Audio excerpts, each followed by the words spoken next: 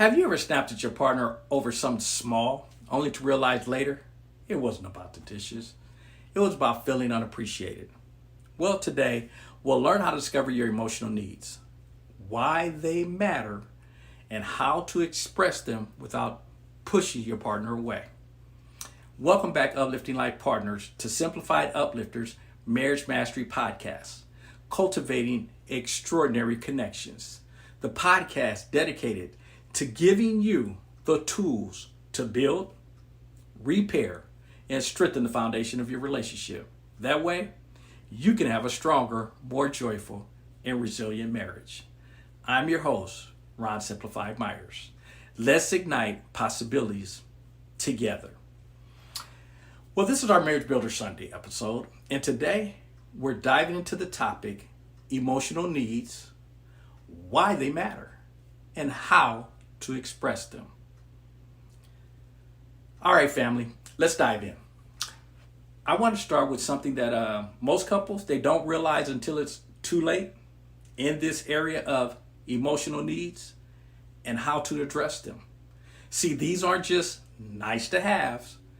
They're the fuel that keeps your connection alive. So let's talk about why they matter. Let's look at it this way. When emotional needs are met, your marriage, it feels like a safe space. You can breathe. You feel close, appreciated, even desired. But when those needs are ignored, frustration builds, resentment reaches in, or creeps in, we should say. It reaches in too. And before you know it, you're living more like roommates than lovers. Now, here's the truth I want you to take with you. Needs aren't weaknesses. They're the foundation of intimacy. Wanting reassurance, affection, or appreciation, it doesn't mean you're needy. It means you're human. Common needs. Let me put some language to it. Because a lot of couples, they fight without realizing what they're really fighting for. Safety. Can I trust you got my back? Appreciation. Do you see what I bring to the table? Affection. Do you still want me? Belonging. Do I matter in your world? Independence. Can I still be me inside this marriage? See, if these don't get met, people don't stop needing them. They just start looking for them in unhealthy ways. So let's go to our couple, Simone and Khalid. Now, Khalid's number one need is respect. He wants to feel valued for the way he handles things like finances or protecting the family. But when Simone critiques him, what Khalid hears is, you don't trust me. You don't value me as a man. Now, on the flip side, Simone's deepest need is reassurance. When Khalid comes home from work and he gets quiet, she feels invisible. That inner voice, are we okay? Do you still choose me? So what happens? Khalid withdraws because he feels disrespected. Simone gets louder and more emotional because she's chasing reassurance. His silence looks like rejection. Her intensity, it looks like disrespect. Boom, they're in a cycle. But watch what happens when they name the need. Simone says, I know you're working hard for us. I appreciate that. I'm not ignoring you. I just need a few minutes to decompress. I love that you check in. Respect and reassurance are both met. And the tension, gone. Let me give you one more everyday life example. Let's picture this. A husband comes home tired from his work. His need, just space. His wife has been with the kids all day. Her need, connection and somebody to play with the kids.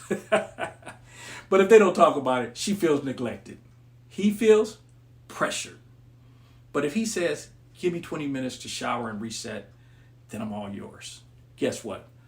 Both needs are honored. Simple shift, huge payoff. But here's the takeaway. Unspoken needs turn into conflict. Spoken needs open the door to closeness. Say it with me. Name the need. Honor the need. That's how you protect intimacy. Here's reflection time. I want you to think about this. Which of these needs, safety, appreciation, affection, belonging, independence, which one shows up the strongest for you right now? And here's the real question. Does your spouse know it? Because until you both know and honor each other's needs, you're going to keep clashing over the symptoms instead of healing the root. So now that we understand how important emotional needs are, let's take a step back and get personal. Because here's the reality. You can't ask your spouse to meet a need that you haven't identified. So many couples, again, argue about surface issues, the money, the chores, time, when they're really fighting about those unspoken needs that are underneath that they haven't talked about. The problem is, most people never slow down enough to actually name them themselves. They don't even know what their emotional needs are. So here's a simple way to uncover those hidden needs. Grab your journal, do it now or directly after the podcast, and ask yourself these three questions. When do I feel most loved? Is it when your spouse hugs you, when they say thank you, or when they make you make time just for you? Here's an example. Someone may realize, I feel most loved when my partner notices the little things I do around the house. What leaves me feeling empty is number 2. Maybe it's when you open up and your spouse, they change the subject. Or when you accomplish something and it goes unnoticed. Here's an example. A husband might notice, I feel empty when I work hard, but no one acknowledges it. What do I secretly wish my partner would notice? These are the hidden longings. Maybe you wish they noticed when you're overwhelmed or when you've made an effort to look nice or when you've been silently stressed. Another example. A wife might realize, I secretly wish he'd notice when I need reassurance instead of me having to ask for it. Once you've reflected on these questions, write down your top 3 needs, not forever, not for all time, just what's most pressing in this current season. Because again, and we've talked about this before, needs change, shift changes. A new parent needs a support and rest. A person going through career stress needs encouragement and some respect. See, needs evolve, and that's okay. So let's bring Simone and Khalid back in here again. When they did this exercise, Simone realizes her core need, reassurance. She needs to hear, I'm with you, we're okay. That's what calms her heart. Khalid, he realizes his need is respect. He feels most loved when Simone acknowledges his efforts and trusts his decisions. Now, imagine again if they never named those needs. They'd keep clashing. Her chasing reassurance, him shutting down when he feels disrespected. But because they identify the root, they can finally communicate. Simone says, when you tell me we're okay, it grounds me. Khalid says, when you recognize what I do, I feel valued. See, suddenly the argument shifts into understanding. So here's the truth. You can't ask again for what you haven't identified. If you don't know what your needs are, you'll expect your spouse to recognize and read your mind, and when they don't, resentment builds. But once you name your needs, you can actually invite your partner to meet them. So again, take 10 minutes this week with your journal and answer those 3 questions. When do I feel most loved? What leaves me feeling empty? What do I secretly wish my partner would notice? And then write down your top 3 needs. And folks, here's the key. Don't keep the list to yourself. Share it with your spouse. Because intimacy begins with self-awareness. But it grows with communication. All right, so far we've talked about why emotional needs matter, how to identify them, but here's where most couples get stuck. They either don't know how to express those needs, or when they do, it comes out as criticism, blame, or frustration. And let's be honest, when you share a need through blame, your spouse, they stop listening and they start defending. But when you share clearly, calmly, and with respect, it turns resentment into an opportunity for closeness. Here's step one. As you're aware of by now, if you've been following our podcast using the I statements versus blame, that's the you statements. Like when you start you, it almost always feels like an attack. You don't care. You never help. You always ignore me. That shuts your spouse down. Instead, start with the I feel or I need.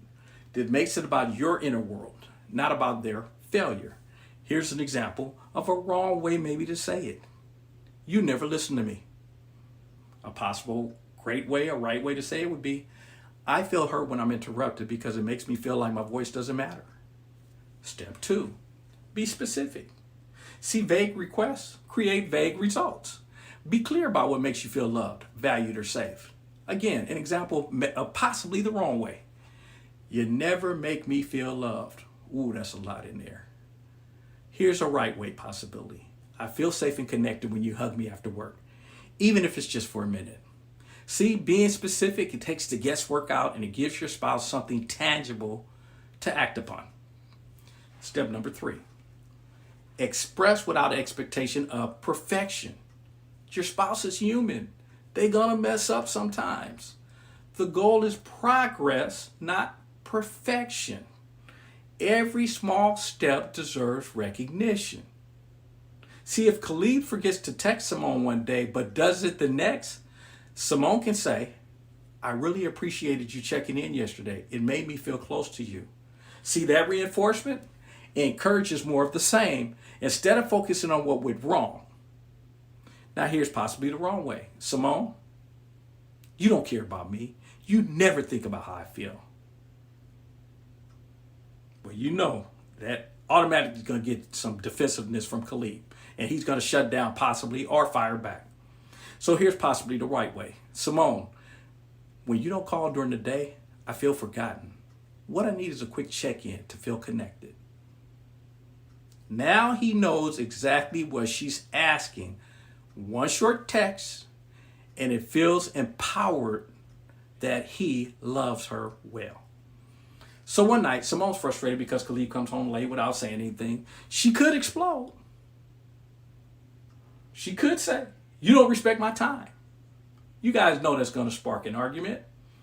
But instead, she remembers the formula that she learned. She says, when you don't call, I feel overlooked.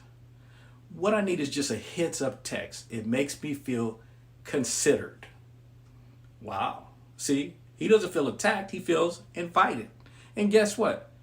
Next time he sends the text, that one small shift saves them hours of conflict. So here's the bottom line. Clear expression is the bridge between frustration and intimacy. Using the I statements, again, we're going to continue to keep talking about those. It keeps it about your feelings. Be specific so your spouse knows exactly what helps. Focus on progress, not perfection, because every time you express a need clearly, you give your spouse an opportunity to step in closer instead of drifting further away. So here's some reflection time. Think about this. What's one emotional need you've been holding inside? This week, I want you to practice expressing it with the formula. When blank happens, I feel blank. What I need is blank. Here's an example.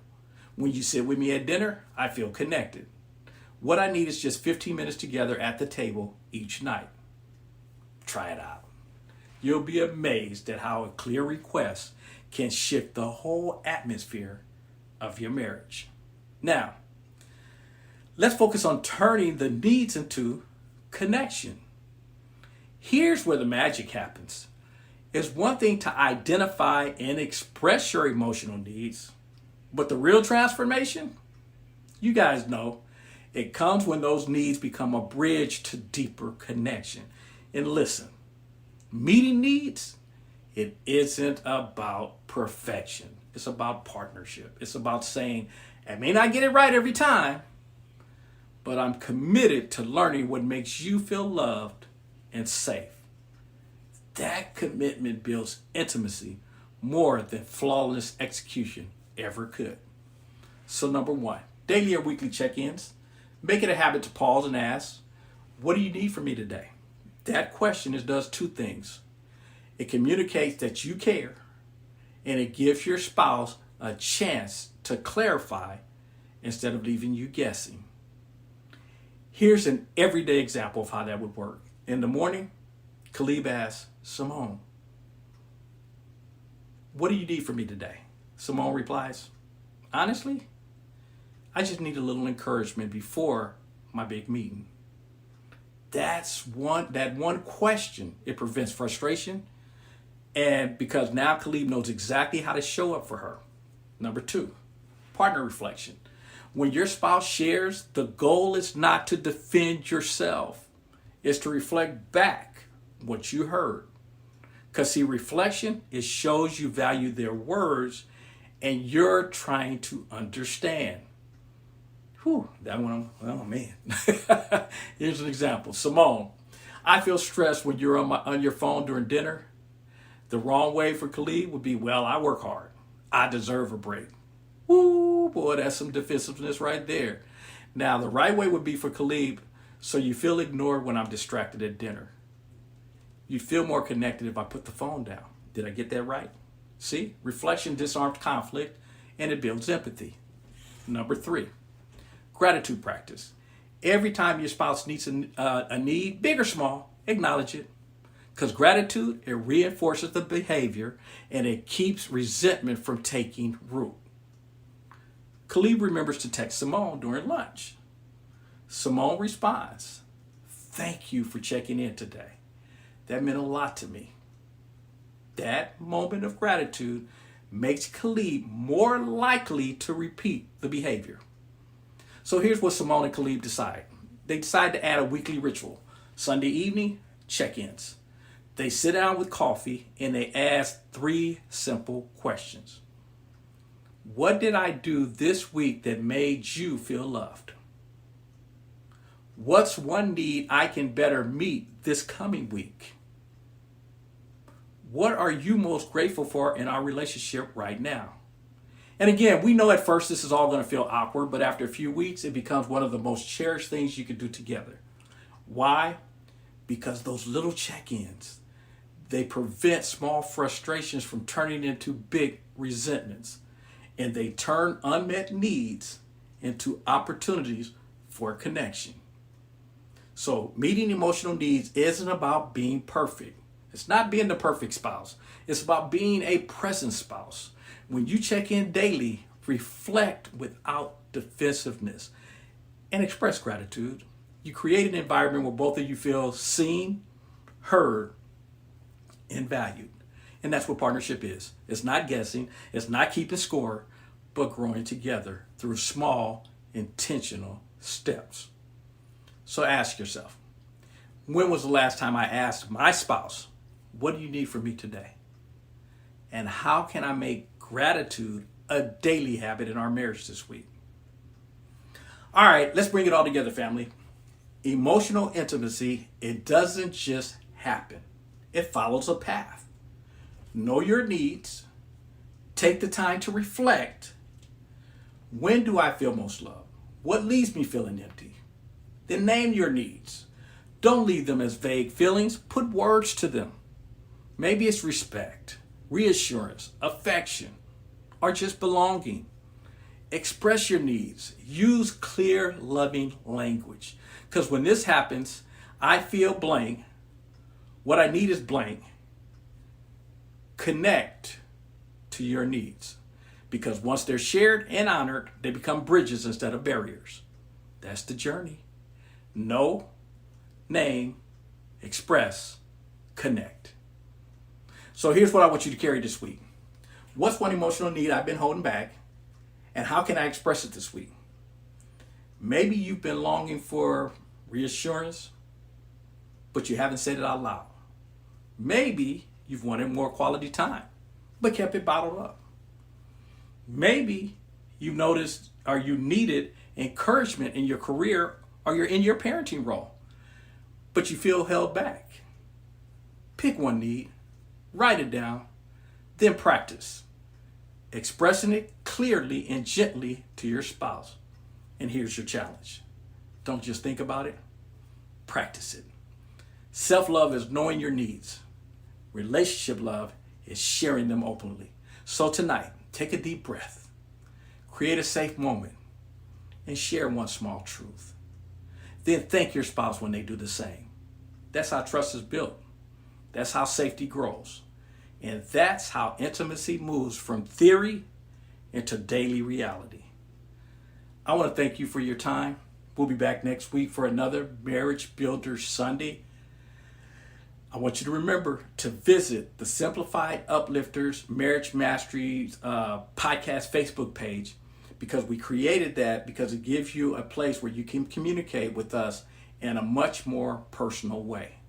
And then for more exclusive training, the Deeper Dives, our app, and the clothing apparel, we have placed all the information in the bio of the podcast. Or you can visit the website at simplifieduplifters.net. And if you found value in today's episode, we definitely would appreciate you sharing it with others. And then the podcast itself with those that you know need to hear this message. And if you haven't already, subscribe to the Simplified Uplifters Marriage Mastery podcast. That way you don't miss our upcoming Self-Love Wednesday, where what we'll actually do is we'll explore more individual areas to strengthen your journey to self-love. So again, I want to thank you again for joining me on this transformative Marriage Builder Sunday. And until next time, nurture your soul, protect your energy, be kind to yourself, and build the marriage of your dreams. Most important, remember your power. You are extraordinary.